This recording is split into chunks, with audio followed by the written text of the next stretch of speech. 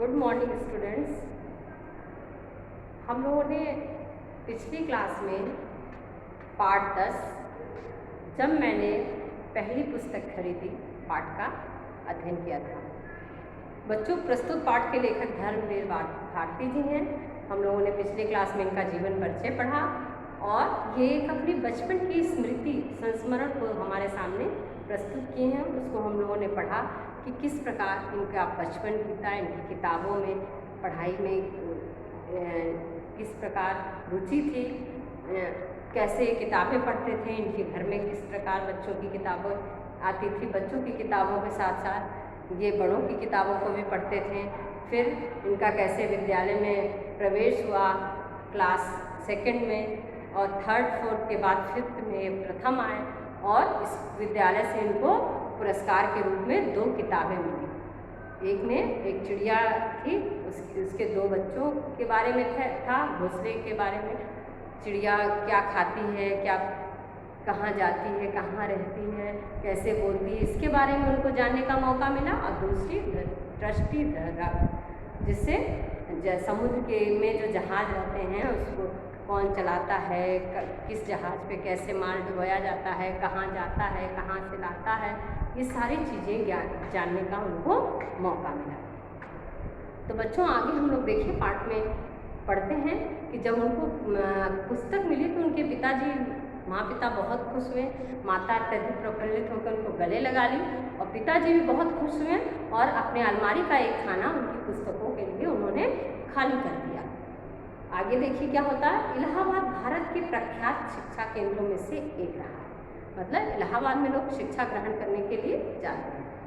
East India company द्वारा स्थापित public library से लेकर महामना मदन मोहन मालवीय द्वारा स्थापित भारती भवन, अपने मोहल्ले में एक लाइब्रेरी थी, हरि भवन। स्कूल से छुट्टी मिलते ही मैं उसमें जाकर जम जाता था।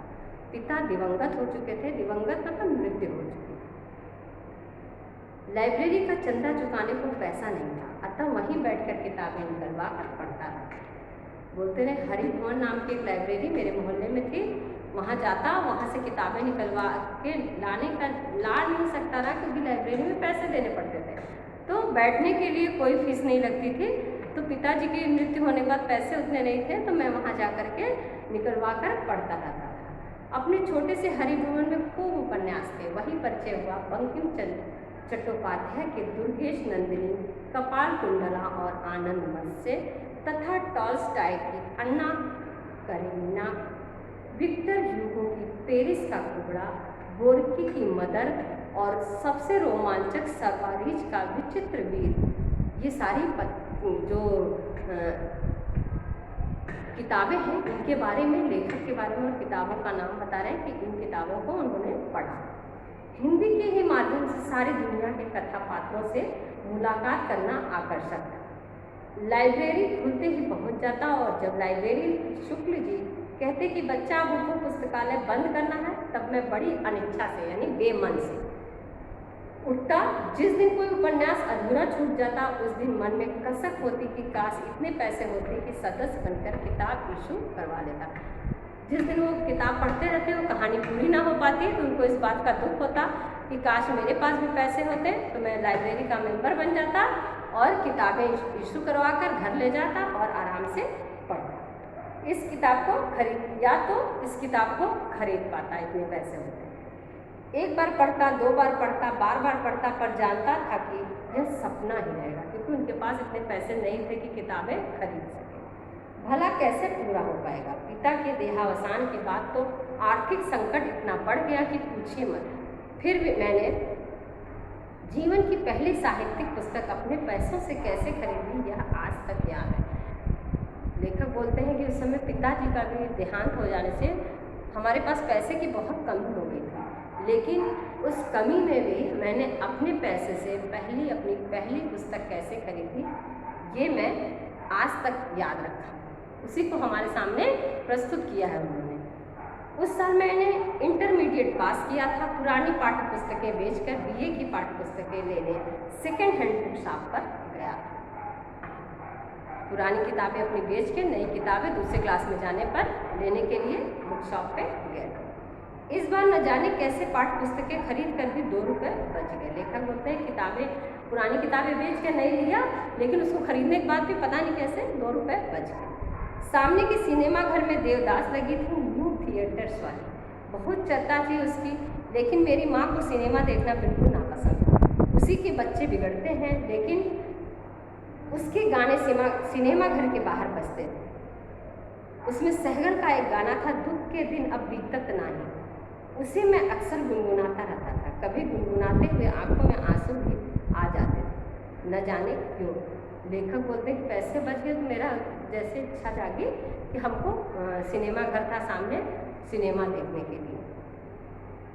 उस समय देवदास फिल्म लगी थी और उसका गाना वो अक्सर गुनगुनाते रहे, दुख के दिन अब बीतत नहीं। लेकिन माँ उनकी पसंद नहीं करती थी और बोलती रही इससे बच्चे बिगड़ते हैं। एक दिन माँ ने सुना माँ का दिल तो आखिर माँ का दिल है। एक दिन बोली, दुख के दिन बीत जाएंगे बेटा, दिल इतना छोटा क्यों करता। माँ ने उनका गाना सुनकर बोला कि दुख के दिन बीत जाएंगे बेटा, इतना दिल छोटा क्यों करता है, धीरज से काम ले। जब उन्हें मालूम हुआ कि यह तो फिल्म देवदास का गाना है, तो सिनेमा की घोर विरोधी माँ ने कहा, अपना मन क्यों मारता है, जाकर पिक्चर देखा। जब सुन जाती हैं कि उस समय देवदास लगी थी, उसी का गाना गुनगुनाता है, तो बोलती हैं अपना मन क्यों मार रहे हो और जाओ फिल्म देखो। पैसे मैं दे दूंगी। मैंने माँ को बताया कि किताबें बेचकर 2 रुपये मेरे पास बचे हैं। फिर मैं वो 2 रुपये लेकर माँ की सहमत से फिल्म देखने गया। पहला शो छूटने में देर थी। पास में अपनी परिचित किताब की दुकान थी, वहीं चक्कर लगाने लगा। सहसा देखा काउंटर पर एक पुस्तक रखी है, देवदास, लेखक शरत चंद्र चट्टोपाध्याय, दाम केवल 1 रुपया। अभी मूवी छूटने में समय था, तो लेखक सिनेमा हॉल के बाहर जो है टहल रहे थे, तो एक किताब की दुकान थी। चूँकि उनको पढ़ने में, पाठन में इंटरेस्ट था, तो वो किताबों की दुकान पर गए और वहाँ पर उनको देवदास की एक किताब, देवदास शरत चंद्र चट्टोपाध्याय द्वारा रचित देवदास पुस्तक दिखी, जिसका दाम केवल 1 रुपया था। मैंने पुस्तक उठाकर उल्टी पलटी तो पुस्तक विक्रेता बोला, तुम विद्यार्थी हो, यहीं अपनी पुस्तकें बेचते हो, हमारे पुराने ग्राहक हो, तुमसे अपना कमीशन नहीं लूँगा, केवल 10 आने में यह किताब दे दूँगा। बोलते हैं कि तुम तो यहाँ के बच्चे हो और हमेशा लेते हो, देते हो, किताबें खरीदते हो, बेचते हो, इसमें तुमको 4 ही आने में पुस्तक दे दूँगा, इसका 1 रुपया दाम है। 10 आने में यह किताब दे दूँगा। मेरा मन पलट गया, कौन देखे 1.5 रुपये में पिक्चर।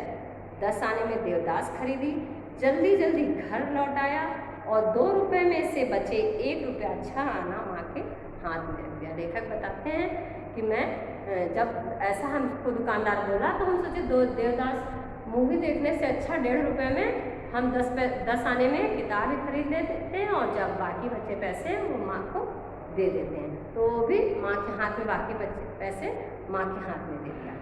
अरे तू लौट कैसे आया, पिक्चर नहीं देखी, माँ ने पूछा। माँ उनको समय से पहले आते देखकर पूछी, अरे लौट क्यों आया, पिक्चर नहीं देखी। नहीं माँ, फिल्म नहीं देखी, यह किताब ले आया। देखो, माँ की आंखों में आंसू आ गए। खुशी के थे या दुख के यह नहीं मालूम, वह मेरे अपने पैसों से खरीदी मेरी अपनी निजी लाइब्रेरी की पहली किताब है। देवदास बताते, जो पुस्तक थी शरत चंद्र चट्टोपाध्याय की, लेखक बताते हैं कि वह मेरी स्वयं से खरीदी, अपने पैसों से खरीदी हुई पहली पुस्तक थी मेरे लाइब्रेरी की। तो किस प्रकार जीवन में संघर्ष करते हुए लेखक ने बताया है कि किस प्रकार पढ़ाई किया, स्कूल गए और किस तरह उनको पढ़ने में रुचि थी, लाइब्रेरी जाते थे। और एक समय ऐसा आया कि पिता की भी मृत्यु हो जाने के कारण पैसे का अभाव हो गया। उस समय भी वो अपना लाइब्रेरी में बैठकर किताबें पढ़ते रहते रहे और अपनी पुरानी किताबों को बेच करके नई किताबें खरीदते थे। इसी क्रम में उन्होंने एक बार देवदास फिल्म देखने का मन हुआ और वो जब फिल्म देखने गए तो उनको वहाँ दुकान पर बुक स्टॉल पे गए, वहाँ पर देवदास जो है पुस्तक दिखी, तो वो मूवी ना देख करके कम पैसों में ही पुस्तक खरीद कर लाए और बाकी पैसे जो है अपनी माँ के हाथों पर रख दिया। तो बच्चों, पाठ हम लोगों का कंप्लीट हो गया। अगली क्लास में हम लोग पाठ के अभ्यास प्रश्नों को करेंगे। आप पाठ अच्छे से पढ़ेंगे। धन्यवाद।